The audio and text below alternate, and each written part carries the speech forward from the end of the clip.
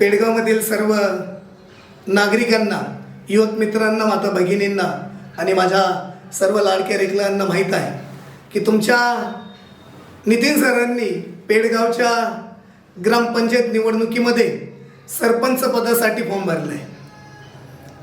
तसं तर कित्येकांना माझ्या या फॉर्म भरण्याने आश्चर्य वाटलेलं आहे. मला काहींच्या प्रतिक्रिया पण आल्या आणि म्हणून हा जाणीवपूर्वक व्हिडिओ मी तुमच्यासाठी करून पाठवत आहे. तुम्हाला सर्वांना विनंती आहे की माझा हा व्हिडिओ तुम्ही आवर्जून पाहाल आणि आसपासच्या सर्वांना शेअर कराल, त्यांना दाखवाल. खरं तर एक उच्च शिक्षित तुमच्या गावचा युवक जो पुण्यासारख्या ठिकाणी कॉर्पोरेट क्षेत्रामध्ये चांगलं यश मिळवतोय. तुम्हाला माहीतच आहे की मागच्या काही दिवसामध्येच त्याला इंडियन टॅलेंट अवॉर्ड 2023 कॉर्पोरेट क्षेत्रातला आणि मोटिवेशनल स्पीकर या कॅटेगरीमध्ये त्याला मिळाला. आणि तुम्ही सर्वांनी माझं मनापासून कौतुक केलेलं आहे. नुकतंच माझं टेक्निकलमधलं जावा फंडामेंटल्स बिल्डिंग प्रोग्रामिंग कॉन्फिडन्स हे इंग्रजीमधलं पुस्तक जगामधल्या 150 पेक्षा जास्त देशामध्ये प्रकाशित झालेलं आहे, हे तुम्हाला माहीतच आहे. मग असं या IT क्षेत्रामध्ये, त्याच्या क्षेत्रामध्ये उत्तुंग भरारी घेणाऱ्या या तुमच्या लाडक्या नितीन सरांना डोक्यात काय सुचलं आणि पेडगावच्या ग्रामपंचायतची इलेक्शन लढावीशी वाटली. तर खरं तर मला तुम्हाला माझ्या हृदयातून मनापासून सांगावंसं वाटतं की मला माहीत आहे की लोक असं म्हणतात की राजकारण हे चांगल्या लोकांचं काम नाही. म्हणजे राजकारणाकडे अगदीच वाईट नजरेने पाहिलं जातं की इथं सगळे भ्रष्टाचारी येतं, इथं सगळे स्वतःचं पानर येतं, यांना समाजाचं घेणं देणं नाही, यांना गावाचं देणं नाही, यांना कोणाचं घेणं देणं नाही, यांना फक्त स्वतःचा स्वार्थ पडलेला असतो आणि आपण असं सगळं पाहतो. पण मला तुम्हाला सांगावंसं वाटतं की तुम्ही जे पाणी पिता, तुम्ही जी शेती पिकवता, त्या शेतीला मिळणारं जे किमती आहेत, ह्या सगळ्या ज्या गोष्टी आहेत तर त्या सगळ्या फक्त आणि फक्त राजकारणाने ठरवल्या जातात. हे सगळे राजकारणी ठरवले जातात. आणि जर राजकारणी, तुम्ही निवडून दिलेला व्यक्ती जर चांगला नसेल तर तुमचं 100% वाटोळं झाल्याशिवाय राहत नाही. आणि म्हणूनच आजची परिस्थिती अशी तुम्ही पाहता की खऱ्या अर्थाने महागाईचा भडका एवढा वाढलेला आहे. खऱ्या अर्थाने रोजगार कमी आहे. म्हणजे बेरोजगारांची संख्या एवढी वाढलेली आहे. तुम्हाला माहिती आहे तुमच्या शेती उत्पादनाला प्रॉपर भाव मिळत नाही, योग्य भाव मिळत नाही. तुम्ही जे उत्पादन करता, गारपीट होते, मध्येच अवकाळी पाऊस येतो, कधी कधी पाऊस पडत नाही आणि तुम्ही या काळ्या मातीमध्ये तुमचं घाम आणि तुमचा पैसा जो टाकला जातो तर त्याचा प्रॉपर मोबदला मिळत नाही. त्याला कारण आहे की तुम्ही निवडून दिलेले जे राज्यकर्ते आहेत तर त्यांना तुमचं घेणं देणं नाही. आणि म्हणून जर तुम्हाला वाटत असेल की नितीन सर चांगला माणूस आहे, मला 100% खात्री वाटते की या मातीतील लेकरांसाठी माझ्या मनामध्ये तळमळ आहे, माझ्या मनामध्ये प्रेम आहे. खोटं नाट्य दाखवण्यासाठी तुम्हाला माहिती आहे नितीन सर कधीही काम करत नाही. आणि म्हणून मला असं वाटलं की जर या लेकरांसाठी, या लेकरांच्या भविष्यासाठी जर तुम्हाला काय करायचं असेल तर तुम्ही राजकारणात उतरलं पाहिजे. मला माहिती आहे की लोकांकडे असणारा जो पैसा आहे, जो वाटायला, तेवढा पैसा माझ्याकडे नाही आणि माझी ती भूमिकाही नाही. लोकशाहीमध्ये मताची किंमत मीठ मिरचीसारखी तुम्ही ठरवू नये, त्याला समजू नये, ही माझी भूमिका आहे. आपलं मत हे अत्यंत बहुमोल आहे, कारण आपलंच जीवन, आपल्या भावी पिढीचं जीवन घडवण्याची क्षमता त्या राजकारणामध्ये असते आणि ते राजकारणी व्यक्ती आणि ते राजकारण निर्माण करण्याची क्षमता तुमच्या मतामध्ये असते. आणि म्हणून मला असं वाटलं की जर राजकारणामध्ये येऊन जर मी माझ्या गावाचा विकास करू शकतो, जर मी राजकारणामध्ये आलो तर इथल्या लहान लेकरांचं भविष्य मी सेक्युअर करू शकतो, इथल्या आया बहिणींच्या हाताला रोजगार देऊ शकतो, इथल्या युवा पिढीला एक प्रेरणा देऊन जगामध्ये कुठल्याही मोठ्या शक्तीला धडक देण्याची प्रेरणा देऊ शकतो, असं काम मी आयुष्यात केलं पाहिजे. आणि म्हणून मला असं वाटलं की पुण्याची आरामदायी आयुष्य सोडून या मातीमध्ये जावं आणि या मातीतल्या माणसांनी मला जे घडवलं तर त्या घडवलेल्या माणसांसाठी परतफेड म्हणून, पे बॅक टू सोसायटी म्हणून आपण काहीतरी करावं. म्हणून खऱ्या अर्थाने या इलेक्शनमध्ये मी उभा आहे.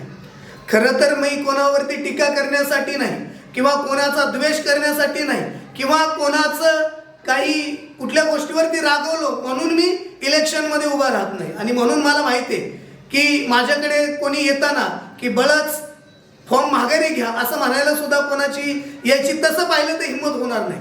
कारण माझं तुमच्या सगळ्यांवरती प्रेम आहे आणि या प्रेमापोटीच खऱ्या अर्थाने या इलेक्शनमध्ये मी उभा आहे. मला असं वाटतं की मी जर या पेडगावचा ग्रामपंचायतचा जर सरपंच झालो तर मी इथल्या सर्व मुलामुलींचं, इथल्या विद्यार्थ्यांचं भविष्याला आकार देण्यासाठी, त्यांच्या जीवनाला आकार देण्यासाठी मी मदत करू शकतो.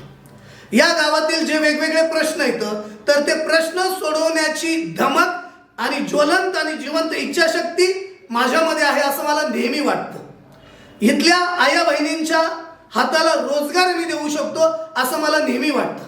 इथले जे शेतकरी वर्ग आहे, इथला जो शेतकरी वर्ग आहे तर त्या शेतकरी वर्गाच्या मालाला हमीभाव देण्यासाठी, म्हणजे त्याला मार्केट देण्यासाठी, योग्य मोबदला देण्यासाठी मी प्रयत्न करू शकतो. इथला जो युवक आहे, युवती आहे, त्यांना क्रीडा या प्रकारामध्ये, खेळामध्ये पुढे जाण्यासाठी मी मदत करू शकतो. आणि सगळ्यात महत्त्वाचं म्हणजे पेडगावचं वैभव, पेडगावचा किल्ला, पेडगावचं निसर्ग, पेडगाव हे भीमा नदीच्या काठी बसलेला आहे.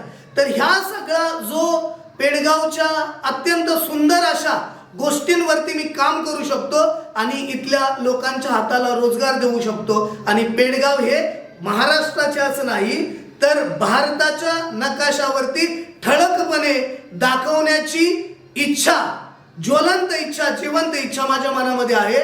आणि म्हणून खऱ्या अर्थाने मी या पेडगावच्या ग्रामपंचायतच्या सरपंच पदासाठी फॉर्म भरलेला आहे. आणि मला हे सांगताना अत्यंत नम्रपणे मला असं वाटतं की पेडगावची ग्रामपंचायत स्थापन झाल्यापासून या ग्रामपंचायतीमध्ये जे सरपंच झालेले, या ग्रामपंचायतीमध्ये जे उपसरपंच झालेले आहेत, या ग्रामपंचायतीमध्ये जे सदस्य झालेले आहेत, या ग्रामपंचायतीमध्ये जे ग्रामसेवक येऊन त्यांनी या गावाला सेवा दिलेली आहे, या सगळ्यांच्या कार्यावरतीच आज हे पेडगाव उभं आहे.